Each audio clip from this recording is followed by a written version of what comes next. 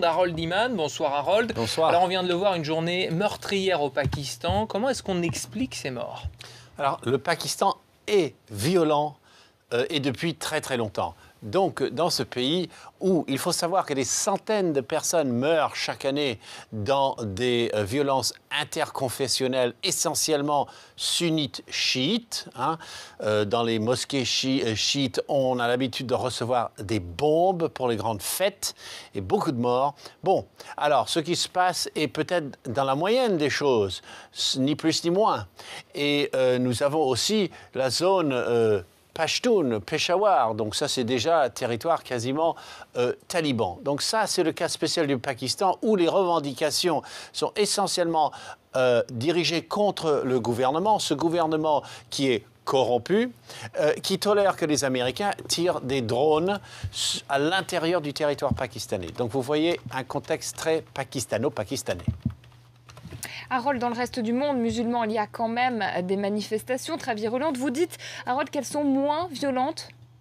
Elles sont beaucoup moins violentes que ce à quoi on pouvait s'attendre. Donc, on va déjà regarder un cas un peu oublié. Bon, c'est la Malaisie, ici, à Kuala Lumpur. Là, c'est un peu étudiant, c'est un peu intellectuel et bizarre parce qu'ils n'ont qu'à peine remarqué la partie Charlie Hebdo de l'histoire et ils ont beaucoup de slogans anti-juifs. Les juifs doivent mourir, enfin des choses que j'ai vérifiées sur toute une série de photos.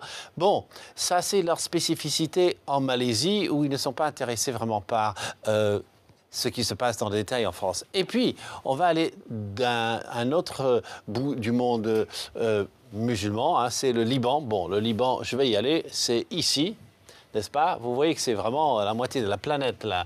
Eh bien, là, le Hezbollah, qui est le gros parti des chiites, c'est ce tiers de la population libanaise, qui, depuis des jours et des jours, fait sortir des dizaines de milliers de militants qui ne cassent rien, qui font des slogans très durs, mais qui n'appellent pas directement à la violence. Et puis en plus, petit sous-contexte libanais, ils soutiennent Bachar al-Assad en plus, parce que le Hezbollah est le grand allié de Bachar al-Assad. Donc chacun mélange les histoires du film et de Charlie Hebdo dans son contexte national.